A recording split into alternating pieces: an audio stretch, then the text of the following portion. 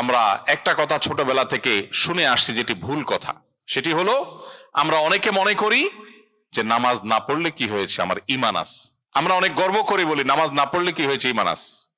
নাম হলো আতর আলী, গায়ের থেকে দুর্গন্ধ। এটা যেমন নাম মুসলমান, নামাজ পড়ে না, এটাও সেরকম। কোন অবস্থাতে নামাজ ত্যাগ ইসলামে অ্যালাউড না। আপনি লক্ষ্য করুন, নামাজ আপনি দাঁড়িয়ে পড়তে পারছেন না, ইসলাম বলে বসে পড়ো। বসে পড়তে পারছেন না, আল্লাহ বলেন শুয়ে পড়ো। শুয়ে শুয়ে আপনি হাত পা নাড়াতে পারছেন না, ইসলাম আপনাকে নির্দেশ করছে মনে মনে তুমি নামাজ আদায় করো। আপনাকে ওযু করে নামাজ পড়তে হবে, ওযু করতে পারছেন না, ইসলাম বলে তুমি তায়াম্মুম করো। আপনি তায়াম্মুম করতে যদি অপারগ হন, তায়াম্মুমের ব্যবস্থা নাই, ওযুর ব্যবস্থা নাই, তাহলে যে অবস্থা আছেন সে অবস্থা আপনাকে নামাজ আদায় করতে হবে। নামাজের জন্য সতর ঢাকা ফরজ, কিন্তু এমন কোন পরিস্থিতিতে আছেন, আল্লাহ মাফ করুক, আপনার সতর ঢাকার ব্যবস্থা নেই, তাহলে ওই অবস্থায় আপনাকে নামাজ আদায় করতে হবে। আপনি যদি এমন কোন পরিবেশে থাকেন যেখানে আপনার পবিত্র কাপড় থাকা নামাজের জন্য পূর্ব শর্ত, অথচ আপনার কাছে পবিত্র কোনো কাপড় নাই, তো ইসলাম ওই অবস্থা আপনাকে নামাজ পড়তে বলে। কেবলার দিকে ফিরে নামাজ পড়া ফরজ, কিন্তু কেবলা কোন দিকে আপনি জানেন না, জানার কোনো উপায় নাই, কাউকে জিজ্ঞেস করেও জানার ব্যবস্থা নাই, আপনার কম্পাসেরও সার্ভিস আপনার কাছে নাই, কোনোভাবে কেবলানের উপর আপনি করতে পারছেন না। এই রকম পরিস্থিতিতে অনুমান করে এই দিকে কেবলা হতে পারে ধারণা করে সেই দিকে ফিরে নামাজ পড়তে হবে, তারপর আপনাকে নামাজ আদায় করতে হবে। ভাইরা আমার, নামাজের গুরুত্ব এত বেশি বুঝেছেন সাহাবা ইকরাম যে যুদ্ধের মধ্যে, রণাঙ্গনের মধ্যে পর্যন্ত তীর এসে লেগেছে পায়ে, কিন্তু নামাজ ছাড়েননি। ওমর রাদিয়াল্লাহু তাআলা আনহু খলিফাতুল মুসলিমিন, তিনি বলেছেন লা হাজ্জা ফিল ইসলাম লিমান তারাকাস সালাহ, যে ব্যক্তি নামাজ ছেড়ে দেয়, যে ব্যক্তি নামাজ পড়ে না, এর ইসলামে কোনো অংশ নাই, সে নিজেকে মুসলিম দাবি করবার কোনো অধিকার নেই। এই জন্য ভাইরা আমার, আপনি অন্য অনেক কিছুতে ছাড় পাবেন, রোজা রাখতে পারছেন না, আল্লাহ রাব্বুল আলামিন কোরআনে কারিমে বলেছেন ওয়ালাল্লাযীনা ইউতীকুনাহু ফিদিয়াতু তুআমু মিসকিন।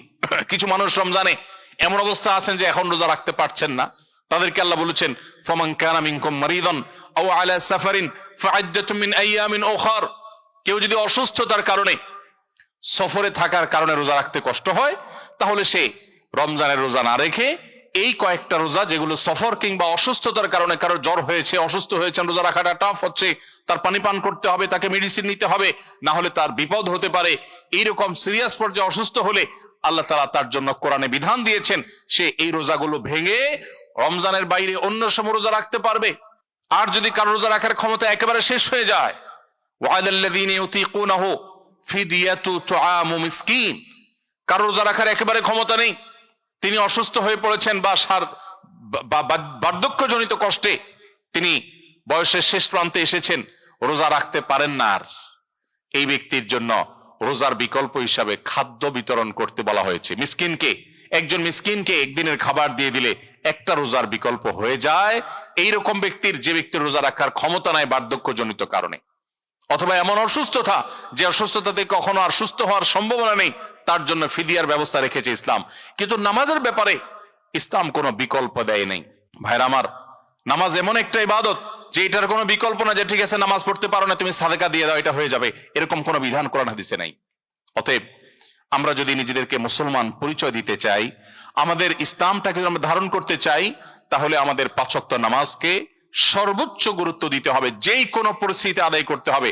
অনেক সময় হীনমন্যতা কাজ করে যে আমার এখানে কেউ মুসলমান না, আমি একা মুসলমান, একা নামাজ পড়লে সবাই তাকায় থাকবে, নামাজের কোনো আলাদা জায়গা নাই, তো তাকায় থাকবে।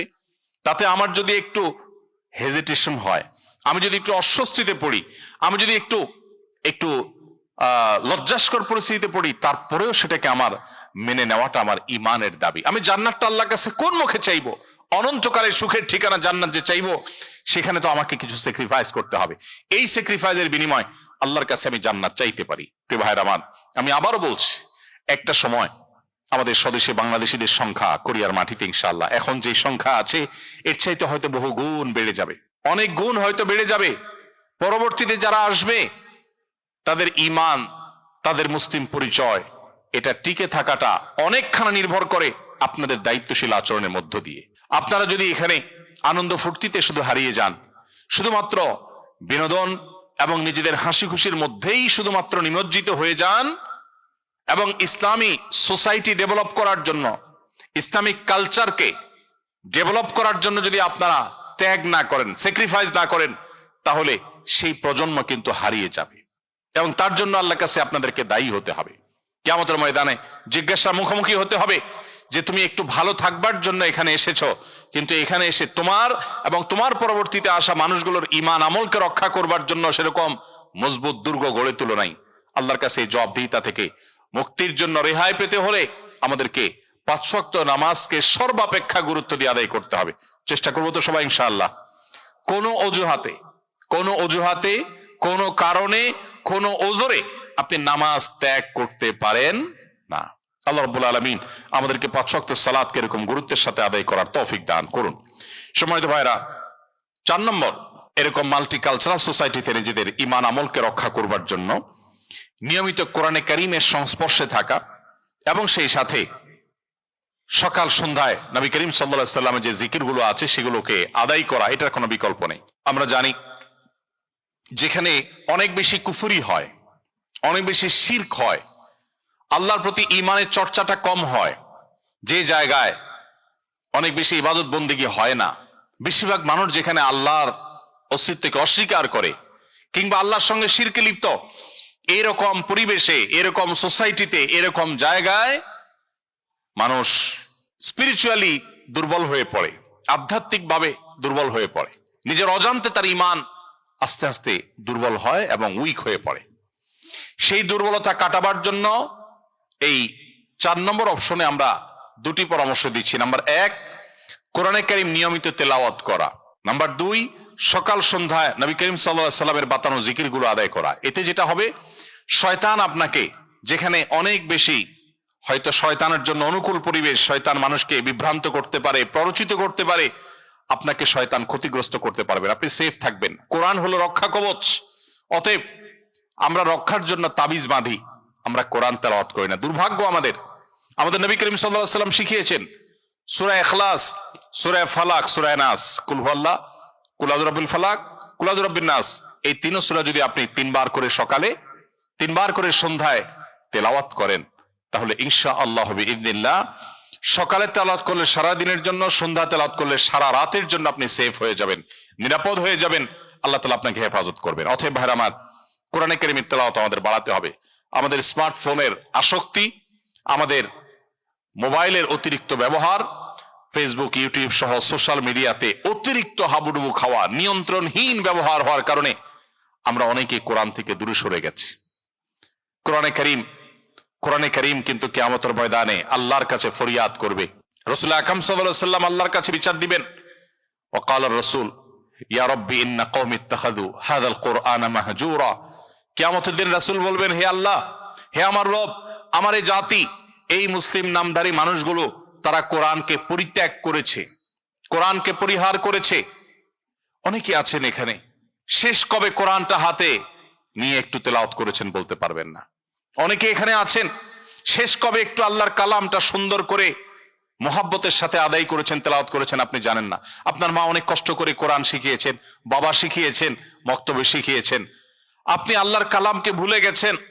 আপনি সোশ্যাল মিডিয়াতে, ফেসবুকে ঘন্টা সময় দিচ্ছেন, যেখান থেকে আপনার 2 পয়সার কোনো দুনিয়ার লাভ আসে না, আখিরাতের লাভ তো আসার প্রশ্নই ওঠে না।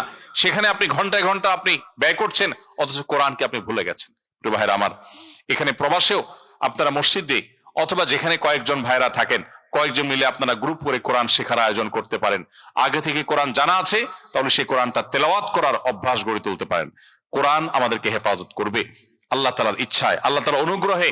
নবী করিম সাল্লাল্লাহু আলাইহি সাল্লাম বলেছেন, ইন্নাল্লাহা ইয়ারফাউ বিহাযাল কিতাবি আকওয়ামা ওয়া ইয়াদাউ বিহি আখারিন। এই কোরআন সেই মহাগ্রন্থ যেটার মধ্য দিয়ে আল্লাহ তাআলা বহু জাতির মর্যাদাকে আকাশে তুলবেন, আবার এই কোরআনের প্রতি দায়িত্বহীন আচরণ করবার কারণে বহু জাতিকে আল্লাহ তাআলা ধ্বংসের অতল তলে হারিয়ে দিবেন। আজকে মুসলিম বিশ্বের যে দুরবস্থা, পৃথিবীর চতুর্পাশে তাকালে দেখি আমরা উম্মার আর্তনাদ শোনা যায়, উম্মার জুলুম এবং নির্যাতনে নিষ্পেষিত হওয়ার আওয়াজ আমরা শুনতে পাই। উম্মা নানা দিক থেকে পিছিয়ে পড়েছে। উম্মার এই দুরবস্থার অন্যতম প্রধান কারণ হলো আজ মুসলিম উম্মা, মুসলিম মিল্লাত কোরআনকে পরিহার করেছে। প্রিয় ভাইরা আমার, এই জন্য কোরআনকে এবং সেই সাথে রাসূল সাল্লাল্লাহু আলাইহি ওয়াসাল্লামের হাদিসকে আমাদের ধারণ করতে হবে। চর্চা করতে হবে। বিশেষ করে এই ধরনের পরিবেশে যেখানে শিরক, কুফর, আল্লাহর প্রতি অবিশ্বাস চতুর্দিকে হচ্ছে, বেশিরভাগ মানুষই অবিশ্বাসী, সেই জায়গায় আল্লাহর রহমত পেতে হলে আপনাকে কোরআনকে আঁকড়ে ধরতে হবে। এটা আপনাকে ওই পরিবেশের ক্ষতি থেকে রক্ষা করতে সাহায্য করবে ইনশাআল্লাহ তাআলা।